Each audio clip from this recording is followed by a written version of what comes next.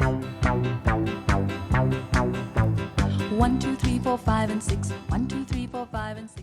To develop mathematical reasoning, we encourage using the following principles in our QuantiCards approach. They are designed to help children to visually recognize the quantities so that they don't need to count each time. In fact, we discourage counting and we rather encourage children to develop other skills such as pattern recognition. Have a look at the zebras and you'll notice that the pattern down here of 2 and 3 is being repeated as the quantity increases at the top. We also want children to develop an awareness of structure, of how the cards are laid out and what specific groupings are used. The cards are also designed to help the children to become aware of spatial awareness, which also helps them to see different groupings. Seeing the quantities through their groupings and structure is an important part of learning numbers as composites.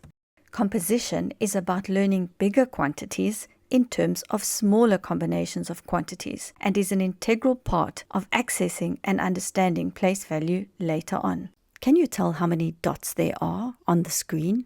It's not that easy, but if I show you grouping or structure like this, you can immediately see that each block has got 5 dots, and that makes the 13 much more evident. If I structure the dots even more into a 10 frame, you can clearly see 1 10 and 3 ones, which is the same as 10 and 3. Of course, it's 13.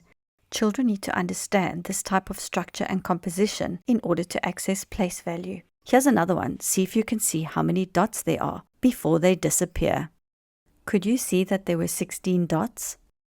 Again, if I add structure, now you can clearly see the 4 rows of 3 dots or the 5 columns of 2 dots, which makes it much easier to see the total. Structuring these dots even more into the formal 10 frame allows us to quickly see the 1 10 and 6 ones, which of course is 10 and 6.